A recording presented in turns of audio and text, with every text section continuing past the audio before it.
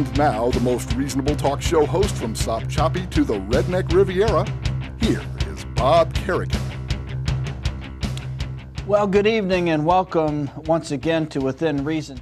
Now, tonight we are following the appearance today before the House, General Petraeus and the United States Ambassador to Iraq. And I listened, as many of you have as well, to General Petraeus. Probably the most disturbing comment that was made by General Petraeus was this offhand statement that they're working on an agreement with the Iraqi government to provide the stability that the Iraqi government deserves and needs, of course, as they move on to become a thriving democracy with all of the attributes of a democratic form of life, and on, all of which is illusory. It may be not impossible now, but I think the general statement was, certainly the implication was, it was going to be years and years and years of our occupation of Iraq. We are in a police action. This is not a war. You know, we as citizens, here's our big commitment to the troops, is slapping a sticker on the back of your SUV on the way to soccer practice, or calling in on a talk show, or berating the weak-kneed liberals. That's the extent of the commitment of almost everybody who can hardly wait to wear a lapel pin and wrap themselves in the flag. What we need is a war tax. The current generation of Americans need to pay this, not to pass this on as an unending level of debt, because that's our obligation as citizens. We need a war tax. We need to consider reinstituting the draft, because to say that we can hire mercenaries to go fight this war, which is what we are essentially doing now, including our own troops who sign up, many of them because of economic hardships. That's what drives them to this as an alternative. It's not a good long-term plan when you're in a police action of this magnitude. Can't we agree on this? Can't we agree on this? Aren't we all just tired of this nonsense about how we're supporting our troops? Supporting our troops, forget it. Take your yellow stickers off and throw them away. You're not doing anything. You're not doing anything that really supports men and women facing this. The way we support them is to get them out. All right, we'll go to the first caller tonight. John, are you there? Yeah, hey, Bob. Good morning. When you were talking about this, it started bringing back the memories of, remember it right when the war was beginning, there were already some people who were, they didn't like it. The Dixie Chicks was one of the most vocal about it. And they burned their music. Oh, yeah. They basically told them to leave America. And, of course, Bill Riley just basically thought they should be strung up. I remember seeing a video of him saying, I didn't see the show itself, but basically we should kill them as traitors, basically. There's no doubt in my mind, and this may be an overstatement to an extent, probably is. I think you have to engage in a little overstatement to get the issues up on the table, but can you imagine if people like O'Reilly and Sean Hannity and Rush Limbaugh and Ann Coulter had the power to silence you? Can you imagine what they'd do? They'd have been fine in the Inquisition, wouldn't they? I mean, they would have been fine. They would have functioned magnificently in Nazi Germany or under Stalin. I mean, that kind of personality, that super righteous, super patriotic for the fatherland. I mean, those people, given the power, they would execute people. I'm convinced of that. I mean, I think that personality is a dangerous personality. And they vent it in this country with talk.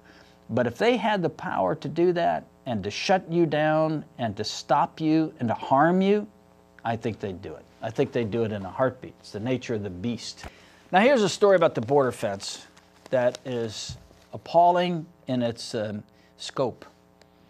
Securing the nation's borders is so important, Congress says, that Michael Chertoff, the Homeland Security Secretary, must have the power to ignore any laws that stand in the way of building a border fence, any laws at all. That's our Congress. That's your Jeff Miller. That's our Bill Nelson. That's our Congress. Okay? That's our Mel Martinez. Last week, Mr. Chernoff issued waivers suspending more than 30 laws he said could interfere with the expeditious construction of barriers in Arizona, California, New Mexico, and Texas. Well, we'll follow that as it develops, but if that doesn't alarm you, that the Congress could hand the right to the Homeland Security appointee the right to suspend any law that gets in his way, whether they're building a fence across a cemetery or anything else, across private land, suspending all rights. If that doesn't bother you, then you're a true Republican. God bless you, too. The only breath of fresh air we have a hope for in this country is Barack. And once we get over this manipulative effort that Hillary has, because race didn't stick, Reverend Wright didn't stick. The call at 3 o'clock in the morning, there have been some great articles about that, by the way. The call at 3 o'clock in the morning. How many people make really good decisions when you get called at 3 o'clock in the morning?